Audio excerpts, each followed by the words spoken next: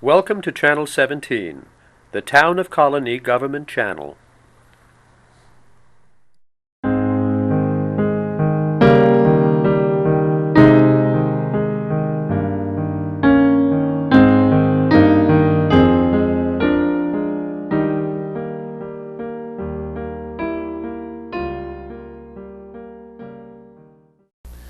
Okay, my name is Joe Nash. Welcome to today's noon book review.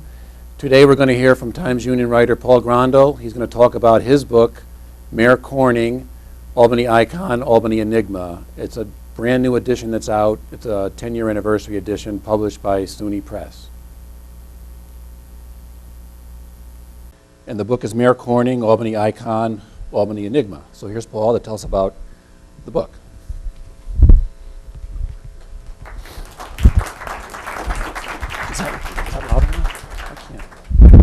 Thanks a lot, Joe, and thanks for all of you for coming this afternoon. It's pretty easy for me to get here. It's just a short walk I came from my desk doing interviews for stories at the Times Union, and I'll have you know, just to clear the record, that I paid my $2 in fines for an overdue DVD and video that I used in a class I teach at University at Albany, a history class. That's 6 degrees of separation. I do believe in it. I saw or heard Joe mention that Kaylin Brown will be talking next week. We're colleagues at the Times Union, and I still see her. She teaches at St. Rose now, and she's a great journalist and great teacher, and I hope you'll come to her talk. And coming in today, I saw my friend Dick Patrick, who's here in the front row. He's quoted, he worked for Mayor Corning. He's quoted, he gave me some great insight into the mayor, and I interviewed him. He's actually going to be giving a talk on November 1st, so I'll give you a plug about his talk. He'll be talking about Mayor Corning. So the talk today will be about Mayor Corning and a really handsome new edition in paperback by SUNY Press. I'm really happy to work with them. They're an Albany institution, been around for 40 years publishing academic and general interest books, and I'm happy to have the paperback edition out. As Joe mentioned, the hardcover came out exactly 10 years ago, 1997, and I can talk a little bit about that and a little bit about what's happened since then, and then leave it open for questions. One thing that I really like about this book is that Mayor Corning, he was a large canvas. You know, he's a really interesting, complex, brilliant person, and I can sort of separate things he did personally from politically and whatnot. First and foremost, he was a towering intellect.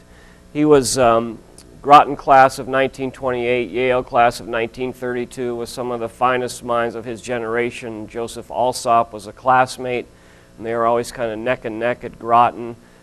He's somebody who went on to be advisor and close to presidents, a brilliant writer, brilliant political analyst, and Erastus Corning was right up with him in terms of brain power and intellect. He was, I think his grandson was the one who characterized him to me that made the most sense, a polymath. If you know that term, somebody who's interested and knows something about many, many topics. Could call him a Renaissance man. And something looking back at this book now that's been out 10 years, but also the research really stemmed from probably the early 90s. I had a long interview with Betty Corning, his widow, who was also dying at the time. She was getting oxygen. She had emphysema, the same thing that lifelong smokers that killed the mayor ended up taking the life of Betty Corning. And I got interested in trying to tell this story, and so many people had already died by the time I started. And as I did long interviews with former judges, former political proteges, other people died along the way. So the window was closing, and I was glad I got over 200 interviews done on this project, some of them the last interviews that people gave at the end of their life. And when I look back at Mayor Corning, what really interests me more than his politics and more than his legacy in the city, I think, were all these intellectual endeavors he was involved in. His papers at the Albany Institute, probably 80, 90 boxes worth that I looked through. There was some political correspondence, Take Out My Enemy, I want this person either fired or stopped in their tracks in their state worker career. There was some of that in there, and he played politics, and he played hardball politics, but what was really interesting were those boxes where you came into this kind of lifelong learning of the mayor. There was one box, a couple boxes actually, where he corresponded and had papers and interesting research from the best ichthyologists in the country. That's a word I had to look up myself. These are people who study fish. And he wanted to know, since he was a little boy, he always wondered, did salmon ever spawn up the Hudson River, as they do in some other rivers out in the west and wilder rivers? And he spent, as far as I could tell, 50, 60 years gathering material and poring over this topic. I don't think he ever came to a perfect resolution. He couldn't find any evidence that they had, but scientists couldn't rule out that they never had. And he remembered as a boy when his father and uncle released some kind of fingerling salmon in the Hudson as an attempt to kind of restock it. So he was always interested in that. He had boxes on the pine bush, amazing amount of research into the flora and fauna of the pine bush. He had rare 19th century publications, long since died, things about cultivation, things about farming, and he really read these, you could tell. I mean, they were dog-eared, they were underlined, there were questions in the margin. He had so many topics that he followed as kind of, as all of you do, as lifelong learners, and he was interested in many things. One that really, I think, looking back now, in 2007, he was way ahead of the curve on alternative energy, sustainable energy. It's a big topic right now. Obviously, any of you who have to fill up a gas tank know, or heat your homes this winter, it's becoming a critical issue. He was always interested in solar energy, back to the 40s and 50s, long before it was even really practical. And he had whole boxes of material on that. He had a lot of progressive ideas that unfortunately didn't quite come to fruition in Albany because he always had a counterweight to his progressive, kind of interesting ideas by the name of Dan O'Connell, who was a real old school politician who really was interested in controlling and holding on to power. Mayor Corning, like I said, had this brilliant intellect, but for 36 of his 42 years as mayor, he had to answer to Dan O'Connell, who didn't really like the idea of progressive things. Put solar panels on City Hall or something. That's something that Dan wouldn't sign off on.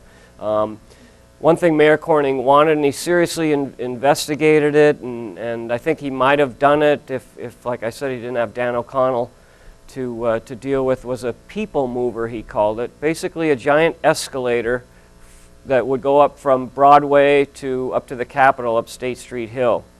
He was always fighting suburbanization and building of malls, was gutting downtown Albany as it did in all our cities in the capital region and across the state and country, really. He thought maybe, people had a hard time walking to the stores because it's a steep hill, you get out of breath, when the weather's bad. And he really did some studies and looked into it, and it never really got close to happening, but he wanted a people mover. Another thing he looked at was electric vehicles long before they were popular. He wanted to have a fleet to deal with congestion, parking problems in the city of Albany.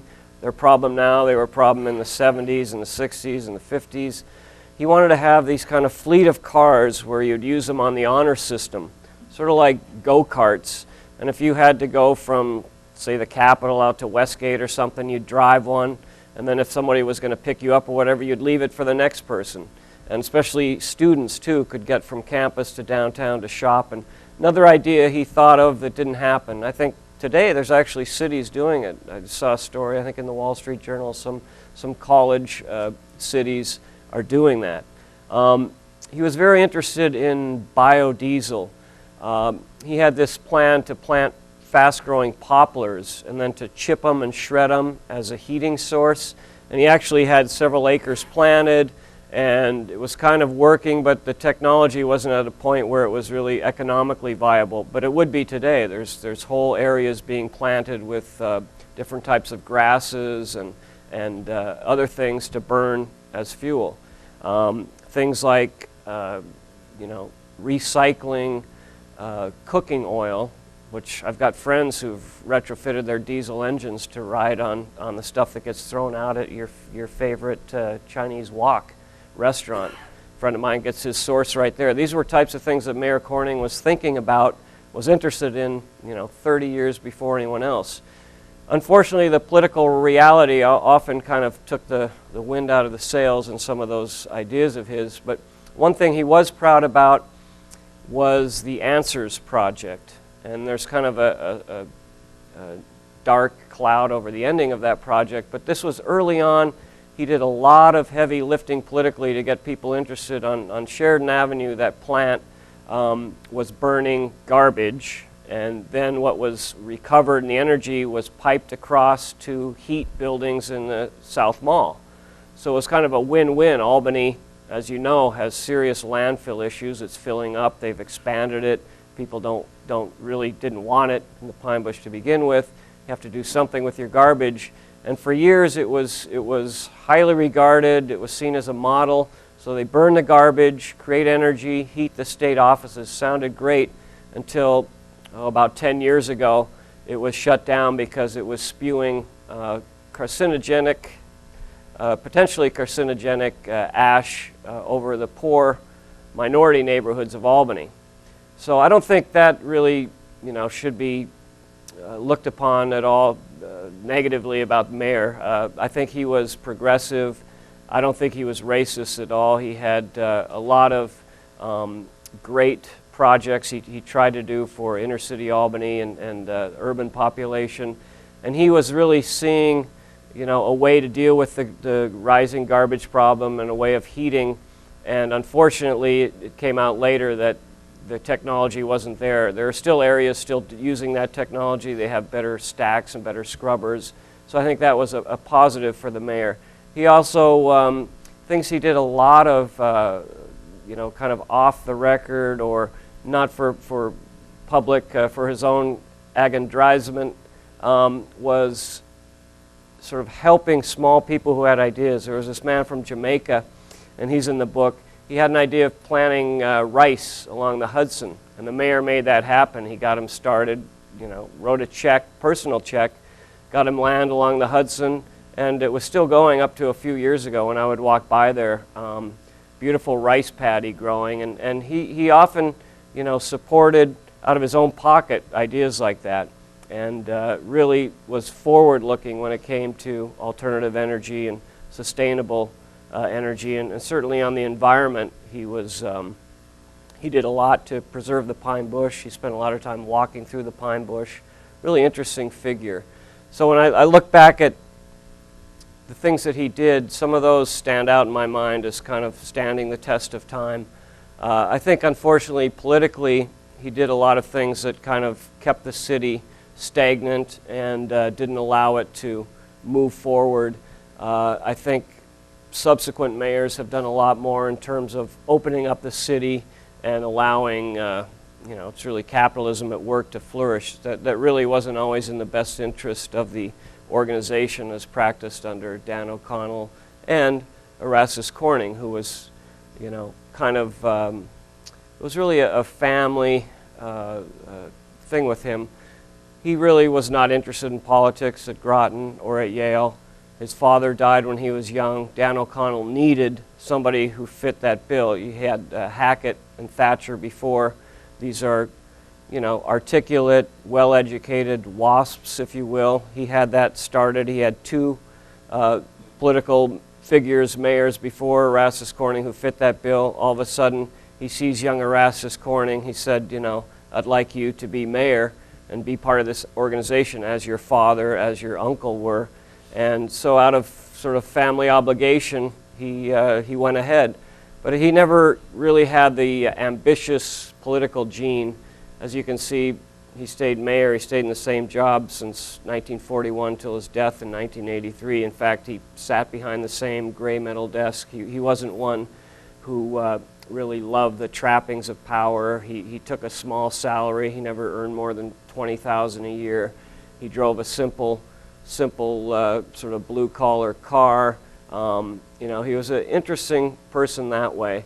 And I think, in particular, his views on the environment, on energy, his forward-looking way of how we live on this earth really kind of stand up across decade to decade. And the 24 years since he's been dead, those are the things that I think are lasting. So I'd be happy to answer some questions if you have any, and you know, anything you might want to add about the mayor. Yes?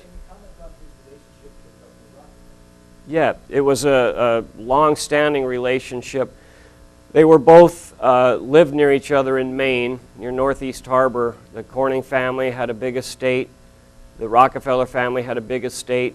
They knew each other from what would be the sailing club, the country club of that area. Corning went to Yale. Rockefeller went to Dartmouth. They sort of knew each other. They ran in the same circle, social circle in the summer. And then when Rockefeller was elected governor, Corning still mayor, and he had, you know, different relationships with each governor, but it was very interesting. He had a Democratic, you know, diehard Democratic mayor and a progressive Republican governor, and they worked together. They built that South Mall, and I have a whole chapter on that relationship in the book.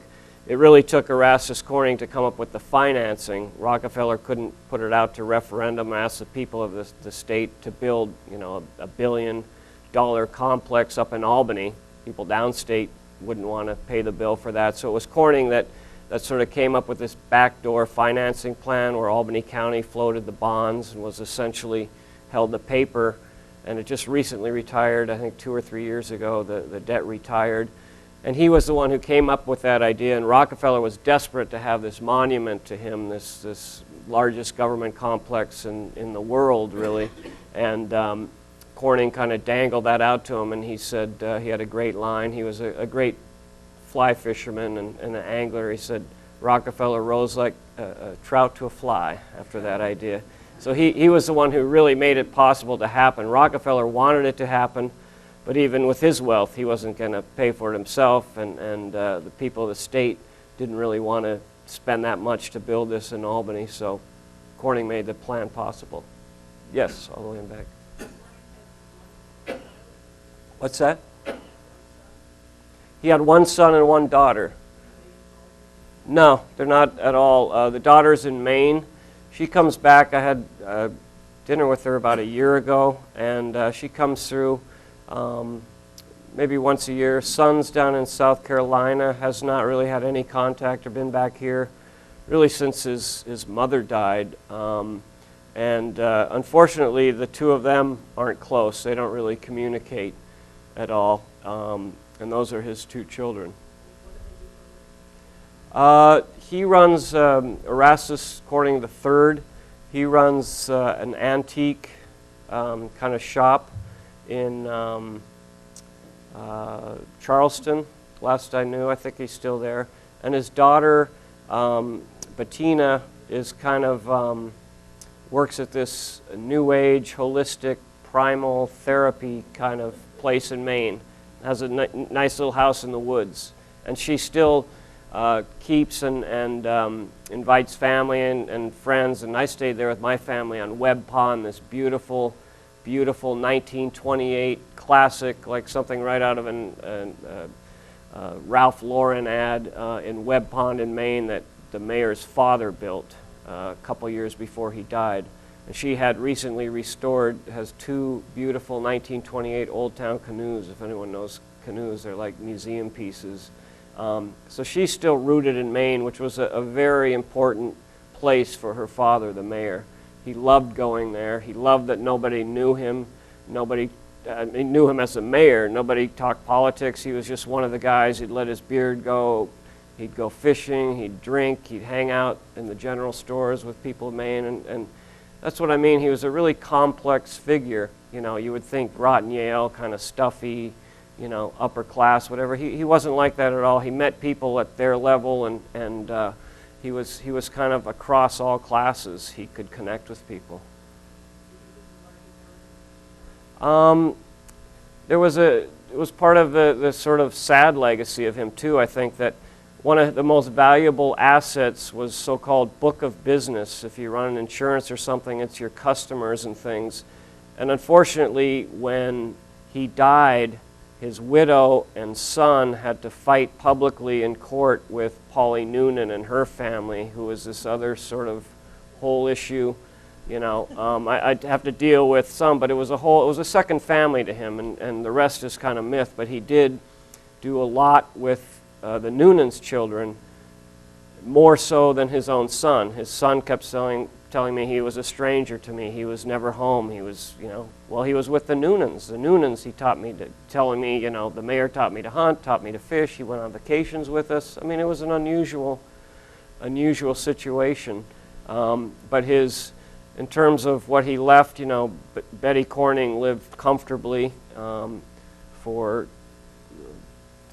15 years after he died, and so the money that he had went to her, and then when she died, her children inherited some, but they weren't wealthy by any stretch of the imagination. What was interesting is some of his tax returns were in his files, and I think in the early 80s, around then, he was maybe $300,000 a year in income, a lot of it from his insurance business. Like I said, $20,000 or something as mayor.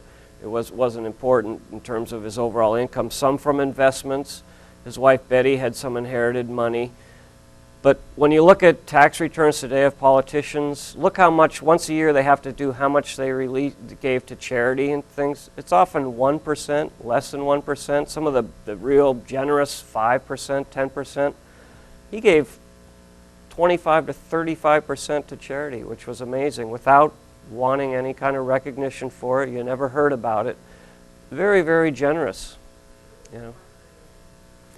His primary residence, legally, he never should have been mayor of Albany all those years. I mean, he lived outside the city line in the town of Bethlehem on Corning Hill, off of Route 9G, Glenmont. He maintained this property on South Main Avenue. Sorry, South Lake. I'm a little bit off. South Lake Avenue. It's now the Episcopal Diocese has it. Betty Corning gave it to them, but he never actually lived there. He maintained it, and every now and then one of the maverick candidates would make a campaign issue out of it, and you see letters. He'd quick get somebody over there to mow the lawn and to turn on the lights and clean it up and make like he lived in it. But really, since his kids were very young, he never lived there full time for 35 at least years of his mayoralty. So technically, he did not have the technical full-time city residence that was required, but other people had done that also. Yeah, it's still, there's a beautiful Tudor home, 116 South Lake, just a couple blocks off Madison. They keep it in really nice condition. They've made some changes, but Bettina would tell me stories about as a kid, and they did live there when they were, 7, 8, 9 years old, so they wouldn't have to drive back and forth. They went to school in town, and they would spend winters there. There were a couple years that they lived there more or less full time, but their primary residence was really in the town of Bethlehem. Yes? Speak a little bit more about his relationship with Dan O'Connell. Did he resent the notification? He said making orders, were the conflicts?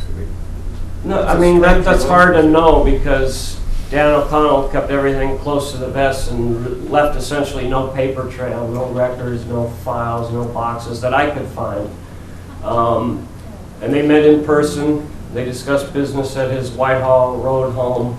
As far as I could tell, one thing I liked about Mayor Corning is he was sort of a nice, easygoing guy. I mean, he could be tough politically, but I don't think he had that sense that he had to run the show and that he wouldn't listen to people. And Dan O'Connell, if you want to just talk straight politics, which is to stay in power, was as brilliant as they come. Whether he had formal education, very little formal education, but from 1921 to hold on, there's only been Democratic mayor since then, and he had a lot of control. He had a lot of political smarts.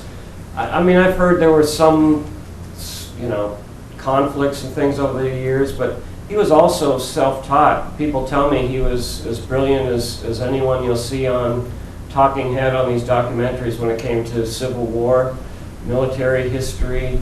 So he wasn't just some kind of crude, he could play politics that way, but I think he had a pretty bright mind, and I think they worked things out. As far as I can tell, at least publicly, they never had any, when O'Connell died, then there was a vacuum of power, and there was kind of a scrum and a scramble, and that's when Mayor Corning had to exert that toughness. But I don't think he was he loved nature, he loved learning, he wasn't a violent or had to have it his way kind of person, everything that I can tell. And I met him twice and found him to be wonderful conversation. I was a graduate student at the time, called him up out of the blue.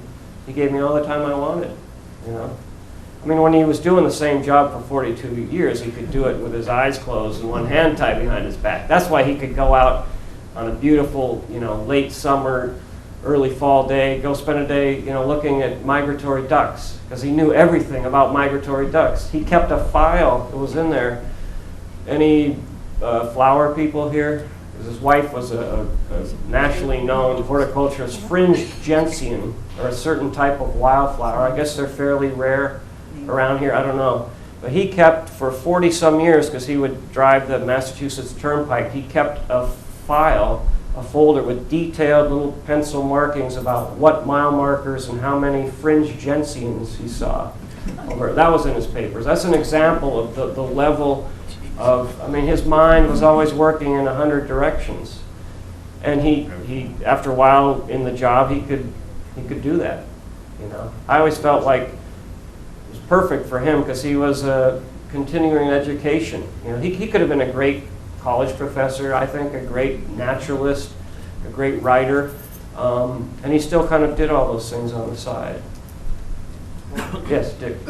His car was the first one there in the morning, parked on the circle, the last one to leave at night. And he was there on Saturday morning so the people who had to work during the day could have a shot at him. So he was there. He was there, but he also kept golf clubs in his car. I know he'd love to go play Albany Muni. Lots of letters from Dusty and Dusty's own stories. Come on, such and such a plant's in bloom. Let's go out and see it. He I agree. He put in the hours. He loved the job. He loved people. Who else would sort of, anyone who called up or wanted to come in off the street, who else could get in to see the mayor these days, But he did love people. He put in the time there. I'm just saying that he had all these extracurriculars that he juggled at the same time. Yes? How did he pull off this leave of absence to serve in World War II and still keep the job? That was brilliant, yeah, the GI mayor. So he really had an unbroken chain because he didn't relinquish the title. They had an acting mayor when he went over during World War II. I think that was really Dan O'Connell had realized. See, he came back after World War I. He was in the Navy. He realized the sort of intersection of politics and war and serving the country. And I think with him, it was much more calculated. And I don't doubt that, he said, hey, Erastus, go serve in the war, you'll be golden. He certainly could have gotten out of it.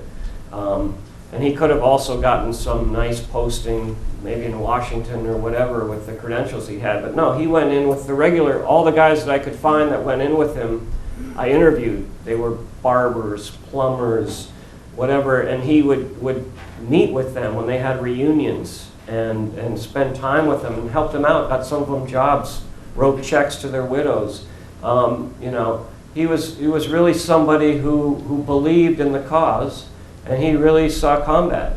And these guys that he was with also saw combat, and I've found over the years as a reporter, interviewing veterans from many different wars, the real ones who really saw the real deal don't like to talk about it much. You have to pull it out of them. The ones who start telling you all these war stories, I've been told, are kind of the phonies in a way. But he was the real deal. He saw action, and then he came back, and he'd lost 20 plus pounds. He was sort of tanned and leathered and fit, and he came in, shows up in uniform, and then he won by the biggest landslide ever that next year. And it was perfect. All these headlines, the GI mayor for months and months, and so it didn't hurt him politically, but I do believe he was, a patriot, if you want to call him that. He really believed in this country, and he believed in that war at least. So he served. Did he take a salary those years? It was about 18 months. I think he paid, I forget now, but I think he paid the acting guy what his salary was. He got his salary, and then he had his army pay. But he never enriched himself from the office, anything that I could find, unlike Curley, unlike some of the others, Prendergast, some of the other kind of political machine mayors over the years. He didn't need it. He was comfortable financially, personally. He didn't need to loot the city to pay, and he didn't like fancy things. His house was the gardener's house to his mother's, his parents' estate. It was a fairly simple, the upstairs was almost unfinished or three-quarters finished. His place in Maine was his father's place, but it's a simple, rustic, beautiful, untouched, but a rustic cabin. I mean, he didn't surround himself with the fanciest at all. I mean, he was a very simple in terms of his own tastes and things. Wasn't the insurance business on the way? I mean, there's a relationship between the insurance business and politics. Right, of course. Quid pro quo. I agree. If you had a business or something and wanted, but isn't that what's going on today with lobbyists? As soon as they leave, they become lobbyists, and then they get you FaceTime with the principal, and that's the way it's always worked. Of course, people wanting to curry favor with the city administration would do business with the mayor's insurance business. I agree. But, politicians who are attorneys now can't tell me they don't get clients because they're a powerful politician too. All of our legislators all have second jobs and things for the most part. I mean, I think you got to be realistic about it. I don't agree that he was, I agree that he wasn't above that. I think he knew that the business came because he was mayor. I think that was one reason he tried once for lieutenant governor and got creamed, and always joked that he lost more in that election than all his wins as mayor combined. But I think he realized if he went for state office, that would dry up. Those companies wouldn't have to do business with him. Yes? Did he play any leadership role with the other mayors across the state or nationally? Yeah, he was really highly regarded, both statewide and nationally. And he was involved in those organizations. Yeah. Yes? What would he have done if he had lost the election to Carl Toohey when it was so close? I think he would have gone fishing. I don't think that would have, just the way I read his personality, he would have gotten over it. He probably would have felt he left, or let his father's memory down and the whole organization, but he was a guy who had plenty of other things he could do, and that was the closest. And there's, again, myth that maybe that election was Carl's and it was stolen. They came to it late, and they did impound some machines. The state police got involved, but mostly after all the votes had been counted. There's a question, did they pull that out at the last minute? I don't know. It was awfully close. And the other real sort of internal battle he faced was when Howard Nolan primaried him the following year, 77. First time, a young upstart within the party would challenge the mayor for life. And that, he could play politics. The guys that went with Nolan had no future in the city, that's for sure. So, yes. How was he able to maintain such a long machine in New York State if he didn't have the money and he wasn't the power person? It was one of the Yeah, he was the United States. He was the public face. He was the mayor who did the ribbon cuttings and spoke of the things, but there was a whole army behind him. O'Connell and the Ryans and many other people were really the ones, ward by ward, block by block, that kept that together through small jobs, through the threat of higher assessments and the stick and then the carrot of lowering your assessment or keeping it what it was. A lot of little things they could do to spread around to keep power, but Corning didn't have to, get down at that level and hand out that many favors. That was the Corning, or rather the O'Connell side of the equation. So was he just a titular head, or did he really wield a lot of power? Oh, he had a lot of power. He did. He had a lot of power, but it wasn't a two-person operation. There were a lot of other people involved, as there still are today. It still, I would say, exists to some extent. The classic was when they had nominated their candidates, and you set your watch, is it going to be 3 minutes or 8 minutes or 9 minutes? I mean, everything was decided behind closed doors. It wasn't really democracy with a small d at all. It was all, it was an oligarchy. I think that's the way somebody put it best. It was an oligarchy. Yes? What was his relationship with the newspaper? Pretty good early on, because a lot of in the 40s, 50s, Times-Union reporters were both in the pocket and had second jobs moonlighting as a poorly paid profession. Still is to a certain extent, and some of them had secondary jobs with the city. And then the reason we're here in Colonie is because they clashed. Really, the mayor and county Democratic machine political leaders wanted a small piece of property to expand downtown, and they had been doing a lot of critical reporting on the mayor and the tactics of the machine, and they wouldn't give it to them, so they said, well, we're going to move out of the city, and they found this property. Came out here in about 1971. So I would say the last 10, 15 years of his life, sort of an adversarial relationship with the press. But he was also a master of playing the press at press conferences. I have a thing in the book. For years it went on. He fixed tickets of reporters until some reporter stood up and blew the whistle, and he quickly ended that. So he would be here, weekly press conference and things. Everyone would just walk up here with their tickets, and he'd put them right here and fill them up. And so it was that kind of relationship until it became much more independent and critical of what he was doing. Primarily, underpinning any city government is services and goods and services. He didn't believe in the bid process, which supposedly gives everyone a level playing field today. Call for bids, and his greatest line was, "I like doing business with my friends." So, you're paying an inflated rate, and then some of it comes back to the organization, which, let's not be naive, it happens today. Republican side, Democratic side. I don't think it's a certain political affiliation. Yes. Oh, I'm sorry. That's okay. But he was a great story. Mm-hmm. He was always a great story. I mean, we lived in the Midwest, and we knew about him. Oh, really? Yeah. Oh, yeah. Yeah, he made our papers every once in a while. I mean, it's a pretty good Had 11 great lines. terms he won. It's pretty good work. So he was doing something right. He was a personable, people liked him, If you called, he would go fix your sidewalk. You could walk in and say you had a problem, he would take care of it. He really liked that he was a control freak. People said he's a micromanager. He did. The department heads I talked to said, nothing happened at City Hall and all the agencies without him signing off on it. Small, office supplies things. And part of that was because he would give it to his friend. Don't go up to Office Max, Joe Smith has this little business and it's in Albany. And so there was part of that to keep the city going too. And it was hard to keep a city going at that time, like it's hard today. There was a lot of issues, pulling against it. Yes? What went on with O'Connell and Polly after he died? After O'Connell died? No, after Corning died.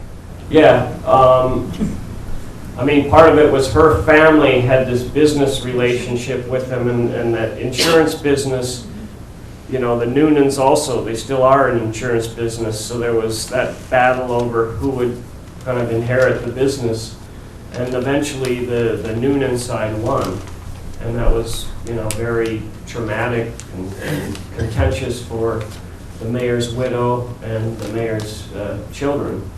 But they had since they met each other when he was in the legislature, when he was a young man, this was pre-1941, this was like late 1930s, until his death in '83, they had a very close relationship. And he and Pauline Noonan's family, too, had a very close relationship. Were the children of Polly's children, any of them his children? Well, that's never resolved. That's kind of like, did salmon ever spawn up the Hudson River? That's never been resolved. There's been all kinds of speculation, and I asked her that, and a lot of people have asked her that. And, can't say for sure, but that's, since when I came to Albany as a graduate student, I'd heard that, and I still hear that there were some children. But, everyone, the principals denied it, we'll say it that. Anybody look like him? I think so. A lot of people think so. I don't know. It's one of those things people will always be interested in, but I don't think you're going to resolve it at this point, My recollection is that when the newspaper started to report on some of the bidding problems with the Emily Home and other places, the city pulled out their public announcements out of the Knickerbocker News and put it into the Jewish World. They've done that, yeah. It was a pretty big, the legal advertisements, legal notices was one little thing they could use as leverage to retaliate, and they did. And it was a six-figure sum, and it wasn't insignificant to the paper, but the paper weathered it, and it's come back since then. They advertised part of it in the Times-Union, but it's true. That's accurate. That was a way that they could hit back against the paper. Did everyone hear that? They pulled their legal ads, which were worth a couple $100,000 from Times-Union, Knickerbocker News, Capital newspapers, and put them in Jewish World. I forget if it was Jewish World or one of the other, like Penny Saver kind of papers, but they did do that. And it hurt the paper financially for quite a while. Are the hardcover and paperback textually identical? I don't know if they're identical, but they're close to the same. Yeah. So it's got the same cover and the same typeface and things. More reprint than a new edition. Right. All the way back. Where was he stationed in the Army? Stationed, he was over in Europe. He was they were retreating at that point. The Germans were retreating. I mean, he was in several countries. I remember Belgium and they came, I forget what countries they hit, but he initially went down to, he did his Fort Dix, and then I think they shipped out from there. Did he really say that about the snow? God put it there and he took it away. He did. Yeah. He had a sense of humor too, I mean, he a lot of times he was so smart and his mind was so quick, he was sort of like, a cat with a mouse. He was kind of playing with reporters sometimes too, I think, and just sort of gauging the response. I mean, great stories from a lot of the longtime journalists who I know and I interviewed for this book, Mayor Corning stories, and one was from Ron Colonie, who was here for years, and now he's been in public relations and things, and he wrote, I forget what the exact issue is, but the mayor sort of threw out a couple F-ing this and F-ing that, and Colonie did the story next day, and for a family newspaper, he cleaned up the quotes. The mayor called up, outraged to Ron, saying, I didn't say that. I said F-ing this and F-ing that. He did that kind of stuff. A lot of those types of stories were repeated many times. Yes. How do you find time to research and write books along with your day job? I don't know. I guess I haven't been there 42 years, but I've been there 23 years. So, I did a few years ago, went down to 4 days a week. So Mondays is the day I get a lot of research done, a lot of my own writing. And I stopped watching TV, I don't know, 15, 20 years ago. You can do a lot between, 8:30, 9 o'clock, and midnight, or whenever you watch TV. You can get. I've gotten basically 4 books done by doing that. So. A lot of TV time. And I don't think I really missed it. Although I stayed up late to watch the Yankees last night. And Buffalo. Double pain. Yes. Paul, when he was over in Europe in the Army, he was picking up any unusual mineral he saw, and they were an exhibit in the State Museum when it was in the education building. See, I learned something new. I didn't know that. I know he was always collecting things. In fact, in his desk at City Hall was his Usyk collection. His daughter, you know, has his earthiness, and she loved that. Does everyone know the Inuit term for what Usyk is? It's penis bones of mammals. He kept those in his desk, from small rodents to larger animals. That's the kind of sense of humor he had. So he kept those right in his desk, along with when you pulled out, you know, the little sort of side desk in the old desk you'd pull out, and he had, not like today with Blackberries and speed dial, but what would have been his speed dial, like his, you know, streets and fire numbers. Today you have your top 5 to call your cell phone. Well, one of his top 5 was Paulie Noonan, right there. Whole number. It was right there in his papers, and so that says something too. Yes. What was she in politics for the Democratic Party? She was behind the scenes. She mobilized the women, this women's group called Democratic Women's Club. Mary Marcy and her were some of the key, you know, for their whole lives. They would sort of marshal the whole women's vote. And she was an important behind-the-scene influence. Maybe one more question. I think they need to wrap up here. Yes. I just want to know, how is Gillibrand related to her? She's granddaughter of Paulie. Yep. All right, thank you all very much.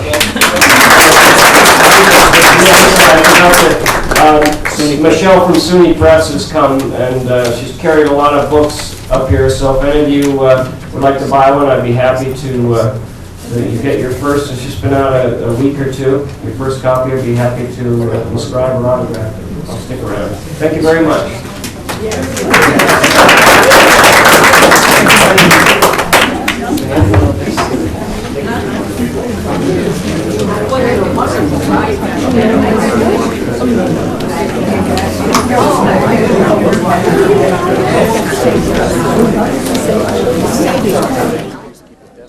Right. Yeah.